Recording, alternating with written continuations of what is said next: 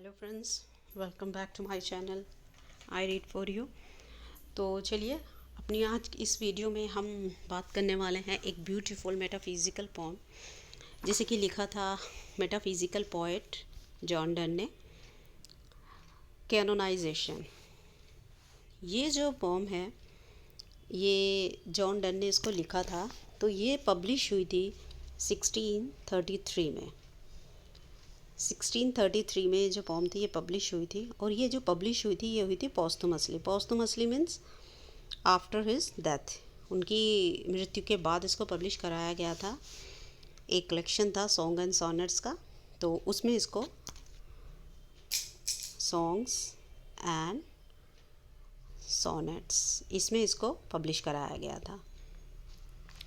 Metaphysical जो poets होते थे वो लवर्स के जो कंपैरिजन करते थे, तो वो बियॉन्ड द एग्जाम्पल करते थे, बियॉन्ड द रियलिटी करते थे, और इस संसार से अलग करते थे। तो जैसे कि इसके लिए वो कंसीज विद एल्यूजन्स यूज़ करते थे। अगर हम इस पोम की राइम स्कीम की बात करें तो वो है A B B A B B A C C C A. तो चलिए, इस खूबसूरत पोम को हम स्टार्ट करते हैं। तो सबसे पहले हम बात करते हैं इसके टाइटल कैनोनाइजेशन की। कैनोनाइजेशन एक रिलीजियस टर्म है, एक धार्मिक जो है, एक उससे रिलेटेड वर्ड है। क्रिश्चियनिटी में जो है कैनोनाइज करना, किसी को सेंट की उपाधि देना, जो कोई बहुत फेमस सेंटली जिसकी कैरेक्टरिस्टिक्स होती थी, उस पर्सन को चर्च के अंदर जो प्रीस्ट होते थे उनके द्वारा कैनोनाइज किया जाता था, उन्हें सेंट की उपाधि दी जाती थी। तो ये जो रिलीजियस टर्म है जॉन डन ने यहाँ पर यूज़ की है अपने लव के लिए। लव भी कैसा? Platonic love, not physical. वो यहाँ बात कर रहे हैं कि जो उनका प्यार है, अगर हम थीम की बात करें तो वो ये कहते हैं कि उनका जो प्यार है वो एक वक्त में, एक टाइम के बाद आने वाली पीढ़ियों में कैनोनाइज कर दिया जाएगा लोगों के द्वारा। जब वो इनके इस प्रेम को समझेंगे तो वो उन्हें कैनोनाइज कर देंगे, उन्हें सेंट की तरह पूजेंगे, सेंट की उपाधि की देंगे, और वो प्यार करने वालों के सेंट के तौर पर जाने जाएंगे। तो चलिए स्टार्ट करते हैं। For God sake hold your tongue and let me love, or chide my palsy or my gout, my 5 grey hairs or ruined fortune flaught.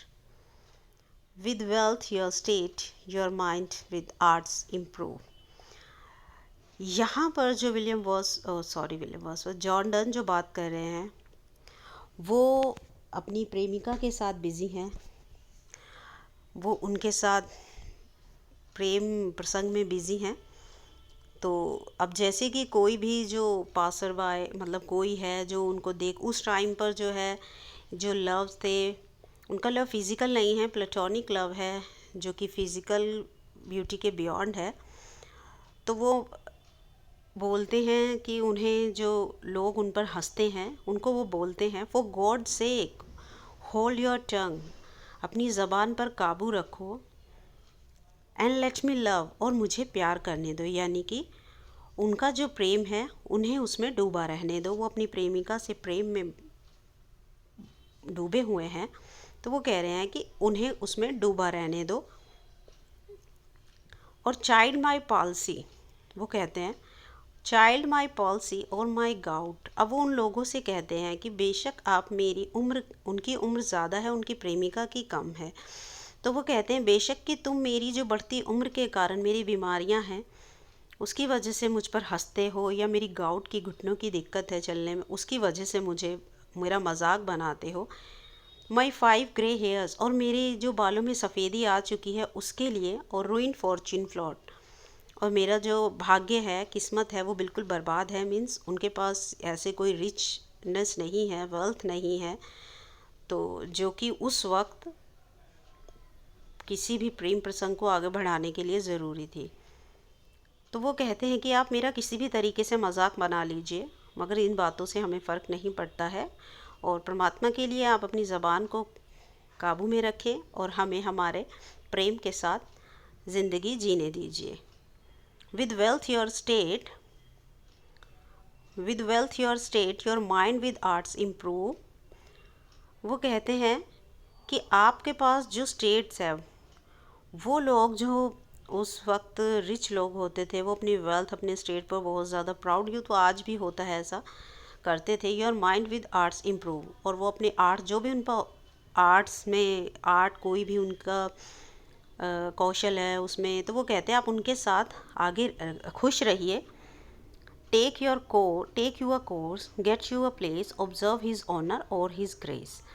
वो कहते हैं, यहाँ पर कवि कह रहा है कि आप अपनी चीज़ों के साथ बिज़ी रहिए, आप अपनी ज़िंदगी में मसरूफ़ रहिए, और ऑब्ज़र्व हिज ऑनर। और यहाँ पर वो उन चापलूसों की बात कर रहे हैं, उन्हीं लोगों की जो पैसे को ही सब कुछ मानते हैं। और वो कह रहे हैं कि आप जाइए और जाकर अपना स्थान ग्रहण कीजिए, ऑब्ज़र्व कीजिए। किंग, एक अपने से बड़े जो सीनियर्स हैं उनकी चापलूसी कीजिए, उनको ऑनर कीजिए, उनकी ग्रेस पाने के लिए उनसे मीठी मीठी बातें कीजिए। और द किंग्स रिकॉल और his stamped face, contemplate what you will approve, so you will let me love. वो कहते हैं कि आप जाइए राजा के पास, जो बड़े बड़े उनके सीनियर्स हैं, राजा हैं, उनसे उच्च उपाधि पर बैठे हुए हैं, आप उनके पास जाइए, सोचिए और अपनी इन सब चीज़ों पर विचार कीजिए। और you will approve, so you will let me love. और वो कहते हैं कि उन्हें उनके अप्रूवल की ज़रूरत नहीं है, उन्हें उनके प्रेम के साथ बिज़ी रहने दीजिए। Alas alas who is injured bye my love. अब वो यहाँ पे कहते हैं कितने दुख की बात है, अलास अलास। यहाँ पर वो कहते हैं कि ऐसा कौन है जिसको मेरे दुख से ने आहत किया है, मेरे प्रेम ने आहत किया, यानी कि मेरे प्रेम की वजह से किसी का क्या नुकसान हुआ है। मैंने तो किसी के लिए कुछ बुरा नहीं किया। What merchant ships have my size drone. वो कहते हैं कि साइज होता है दुख भरी आहें, जब इंसान लंबी लंबी सांसें लेता है उसको साइज बोलते हैं। ड्रोन यानी डूब जाना। मेरी मतलब इन गहरी सांसों की वजह से किसके जो है शिप हैं, मर्चेंट्स के, व्यापारियों के, वो डूब गए हैं, उन्हें नुकसान हो गया। Who says my tears have overflowed his ground. और मेरे आंसुओं ने किसके जो कि फील्ड्स हैं, खेत हैं, उनको डुबो दिया है। when did my colds a forward spring remove। और मेरी ठंडी सांसों ने कोल्ड कि किसने किसकी ज़िंदगी की जो स्प्रिंग है, खुशियां हैं, उसको मिटा डाला है। यानी कि वो यहाँ कह रहे हैं कि सब अपनी ज़िंदगी में खुश हैं, किसी को कुछ नुकसान नहीं हुआ है, मेरी ज़िंदगी मेरी है। अगर मैं अपने प्रेम के साथ ऐसे बढ़ना चाहता हूँ तो मेरे प्रेम की वजह से किसी का कुछ नुकसान नहीं हुआ है। तो वो सब उनकी ज़िंदगी में दखल क्यों कर रहे हैं। When did the heats which my veins fill add one more to the plaguey bill? Soldiers find wearies and lawyers find out still, litigious man which calls smooth, though she and I do love। यहाँ पर वो कह रहे हैं कि when did the heats which my veins feel, वो कह रहे हैं कि वो गर्मी जो उनकी नसों में बहती है, खून की गर्मी जो उनकी नसों में बहती है, add one more to the plaguy bill, कि उसने कौन सा किसी को प्लेग की बीमारी दे दी है, या किसी को कुछ बीमार कर दिया, या एक और जो ये पेशेंट है उसको बढ़ा दिया है। तो वो यहाँ इसी तरीके की बात कर रहे हैं कि जो सोल्जर्स हैं वो अभी भी अपनी लड़ाइयाँ उसी तरीके से लड़ रहे हैं जैसे वो पहले लड़ते थे। Lawyers find out still, lawyers जो हैं, वकील जो हैं, उसी तरीके से अपनी जो है जो कानूनी कार्य हैं वो कर रहे हैं। विच कॉल्स मूव, और वो लिटिजियस मैन, और जो लड़ने वाले लोग हैं वो छोटी छोटी बातों पर लड़ रहे हैं। तो जिसका जो काम है वो उसी तरीके से कर रहा है, किसी का कुछ भी उनकी वजह से नुकसान नहीं हुआ है, ना ही उन्होंने किसी को डिस्टर्ब किया है। तो इसलिए वो और उनकी प्रेमिका को अकेला छोड़ दें उनके प्रेम के साथ। Call us what you will. अब वो यहाँ पर उन लोगों को कहते हैं जो उनका मजाक बना रहे हैं, वो कहते हैं कि आप हमें कुछ भी कहकर बुला लीजिए। We are made such by luck, हमें कोई फ़र्क नहीं पड़ता है क्योंकि हम प्रेम के लिए ही बने हैं, प्रेम से ही बने हैं। Call her one me another fly. अब वो यहाँ पर कहना चाहते हैं कि जो उस वक्त के धनाढ़े लोग थे, उच्च उच्च जो का मतलब कास्ट नहीं बोलेंगे, जो कहते हैं ना क्लास से बिलोंग करते थे, तो वो जो गरीब लोग थे, मिडिल क्लास लोग थे, उनको क्या समझते थे, एक मक्खी, यानी मक्खी से भी तुच्छ समझते थे। तो वो यहाँ पर इन्हीं चीज़ों को बयान करते हैं कि call her one me another fly, आप मुझे या मेरी प्रेमिका को एक मक्खी की तरह भी ट्रीट कर सकते हैं और कह सकते हैं we are tapers too and at our own cost die, और हम टेपर्स की तरह हैं, हम एक दूसरे के लिए ही जिएंगे और उसके लिए एक दूसरे के साथ मर जाएंगे।